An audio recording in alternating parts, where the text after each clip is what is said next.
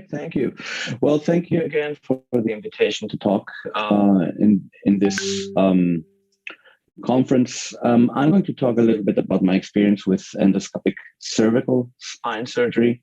So this is my disclosure, and this is where I work in sunny Barcelona. It's sunny here right now.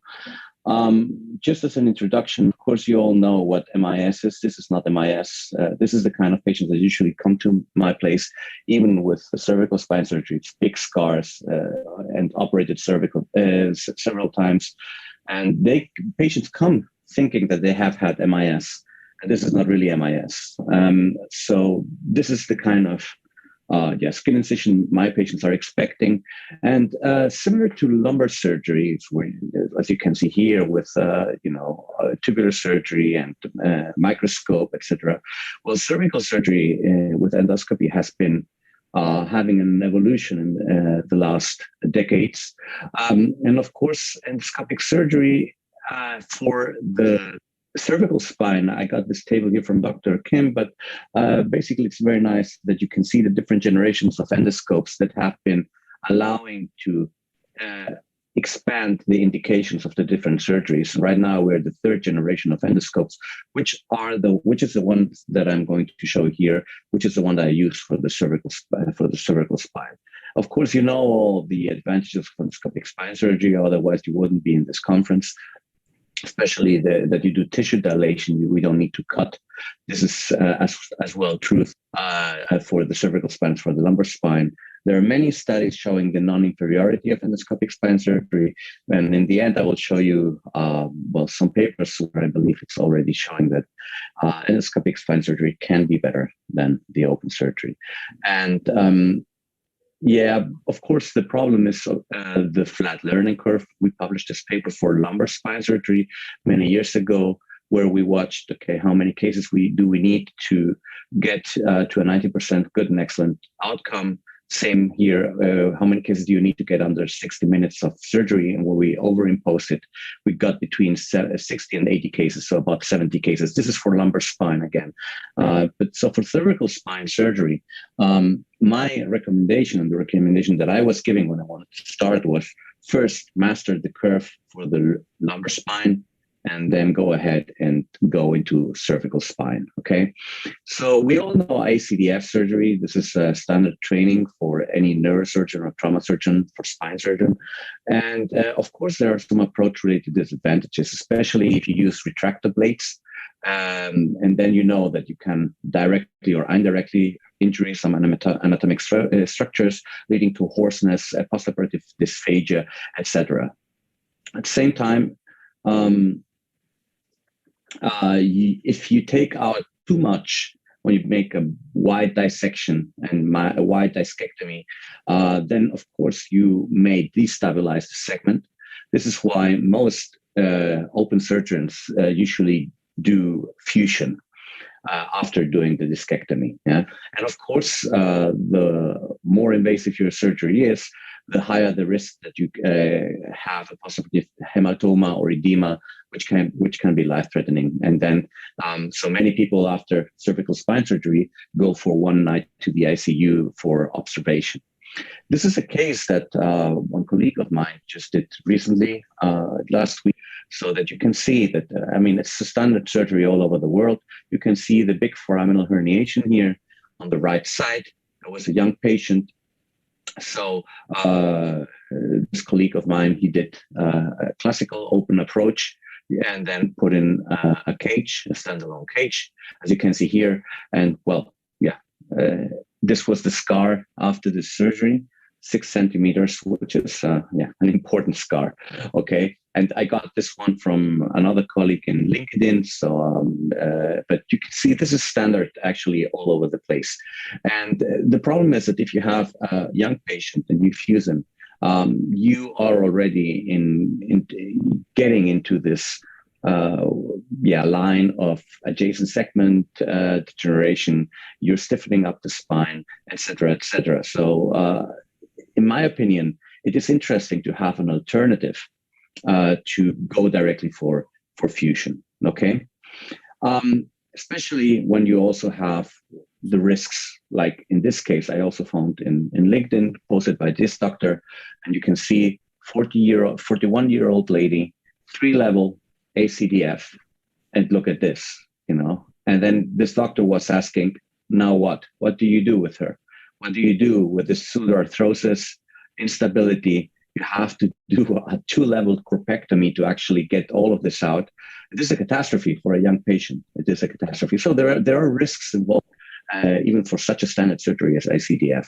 So I'm not saying it's bad. I'm just saying that it's interesting to see if there's an alternative to this. So should fusion be our first option, or maybe we can find some middle way? Well, yeah, you know all the complications that are related to fusion. We were commenting right now: cage dislocation, subsidence, pseudoarthrosis, segmental kyphosis, etc., etc. And same thing with TDR. So there's a lot of discussion, of course, between fusion and TDR, and you can have. Well, there's also a lot of limitations, and many people, who advocate for it, many people who disagree. And myself, when I see such a spine like this with a hybrid solution and several surgeries, I'm always trying to think maybe we could have given this patient some other alternative before, maybe. Okay, so the advantages I see for the endoscopic approach in the cervical spine is, of course, it's minimally invasive. We don't cut the tissue. We have progressive tissue dilation, just as I was showing before for the lumbar spine. You can do it with local anesthesia if you want. It's an outpatient surgery. You can send your patient home after 24 hours. You do have motion preservation because you do not need to fuse the spine. And as the approach is so less invasive than with open surgery, you do not touch the anatomic structures, so there's no need for instrumentation and fusion, and so no increased complications also for multiple level surgeries. And at the same time, I'm always saying we're burning no bridges. So even if we would fall short with the endoscopic spine surgery, there's always time to do the fusion. So endoscopic cervical spine surgery does not stop you from doing a fusion later. So I believe it's a very interesting approach.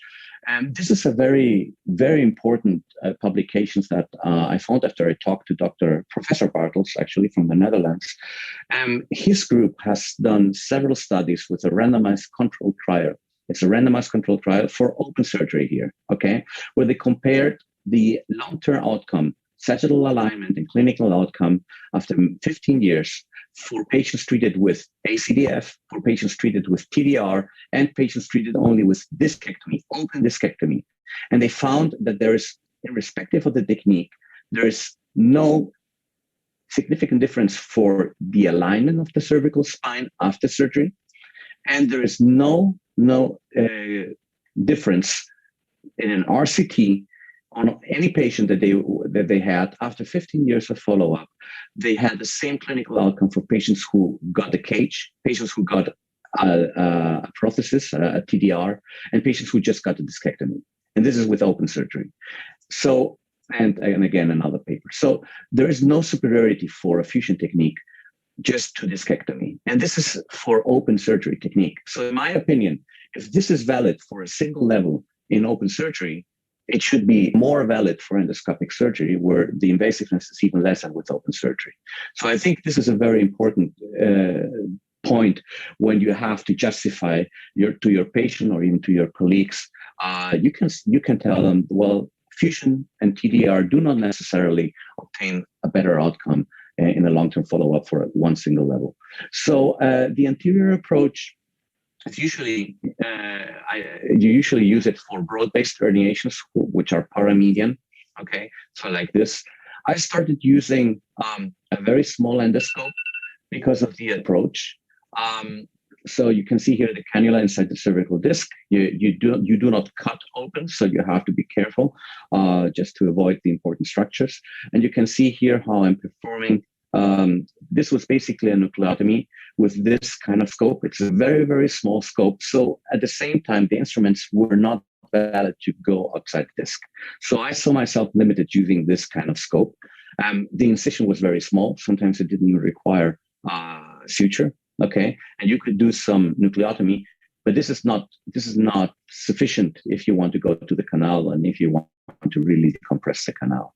So for the treatment of cervical myelopathy and all other kinds of herniations, I'm using this third generation endoscope, as I was commenting in the beginning, which is basically the classical lumbar scope. And in this case, for example, this patient, well, he came to my practice with a neck pain of 7, arm pain of 6, and he had, well, all kind of, myelopathic signs. I'm going to show you the video of this case. So you can see here the herniation, it's compressing, and you can see the stop in the myelography, very small calcification.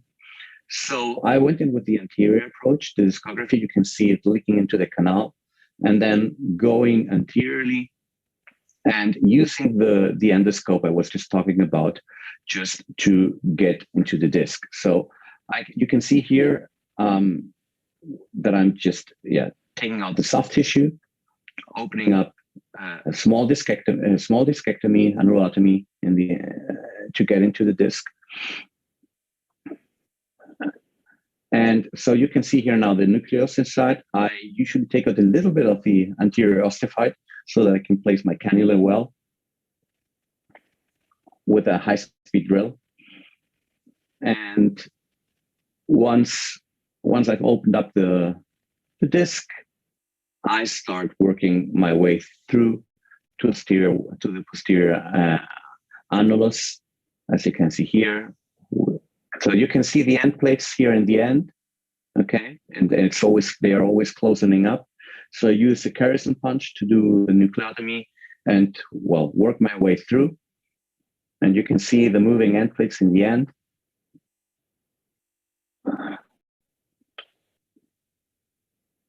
So I also do some end plate preparation because I like it to bleed a little bit afterwards, of course. And so I'm removing here the posterior osteophyte. You can see that I'm on the posterior wall. And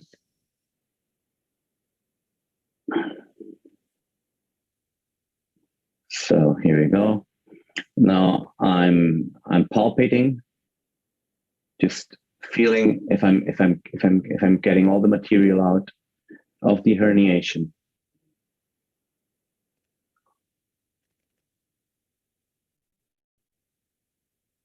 And now I'm doing the aneuralotomy at the posterior side, as you can see here. And once I've taken out the annulus, the same way as you would do with microscopic surgery, I'm taking out the PLL. And you will see now the dura shining through the cervical myelin. So here you go. So here it is. This is a cervical myelin, okay? Canal is open. So I just go through and open up just to be sure that I have removed everything and everything is fine.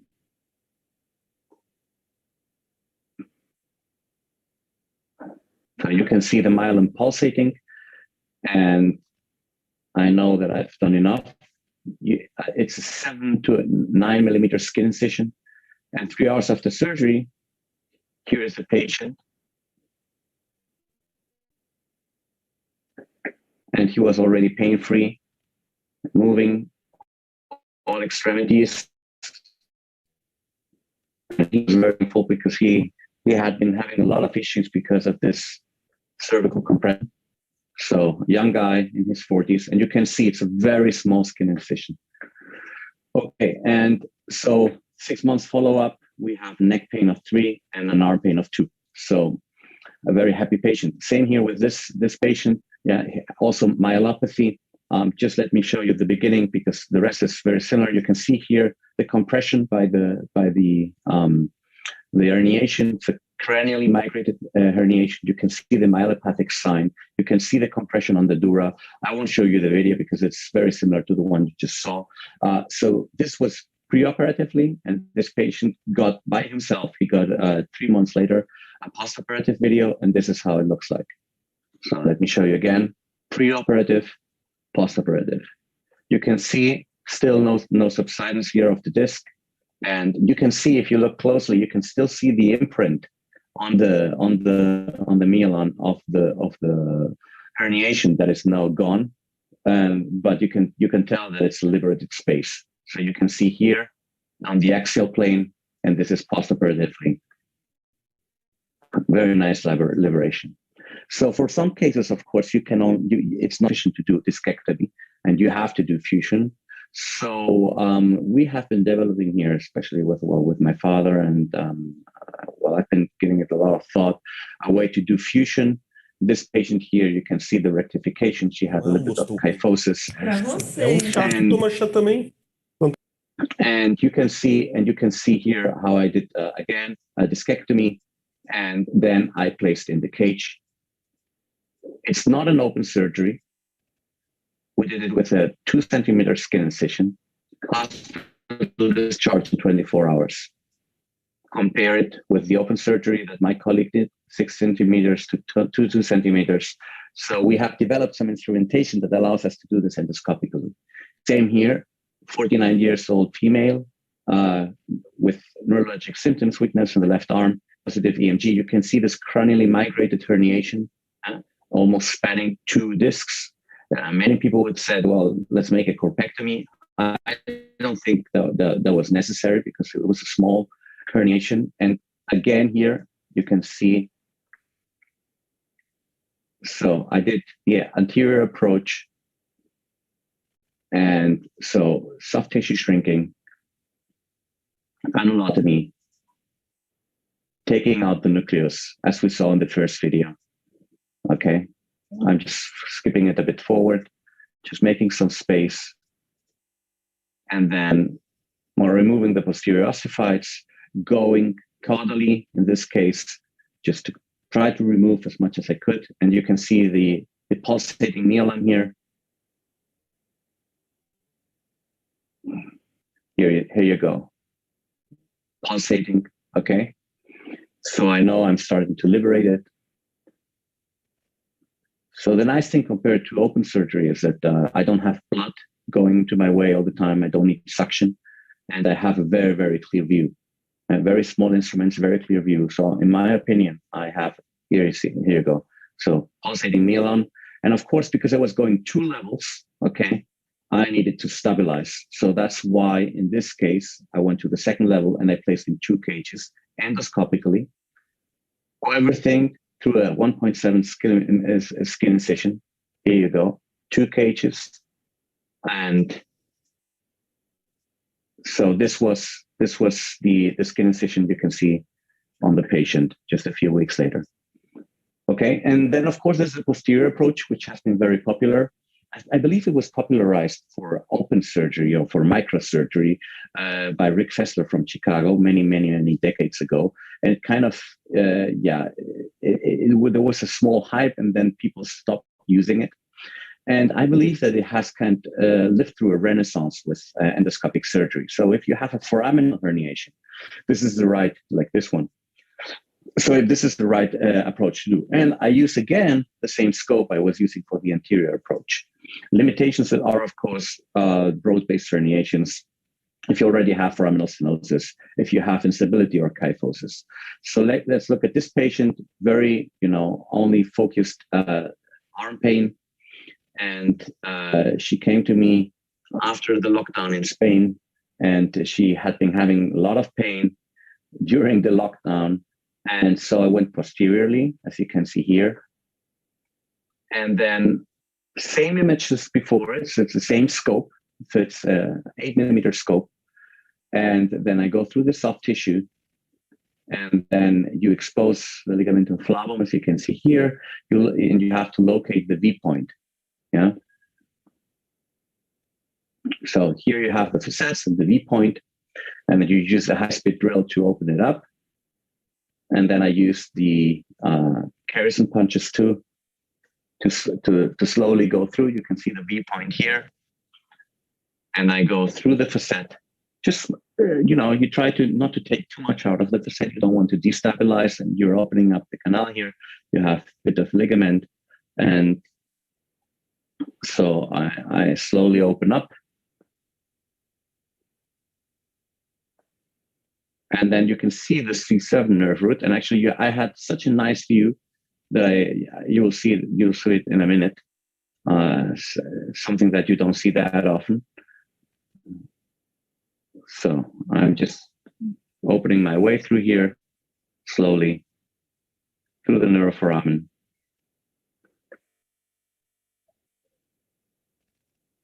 Okay, and then look at this view. So you can see the two branches of the nerve root very, very clearly, very nicely. You can see the two branches here. So yeah, and then I'm going to the axilla and trying to expose the herniation and palpating through.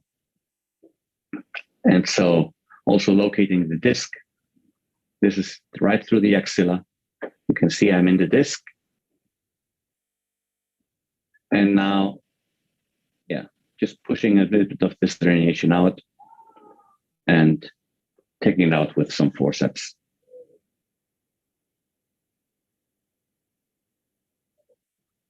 So this is cranial, this is lateral. This would be the myelon. And you can see it slowly coming out.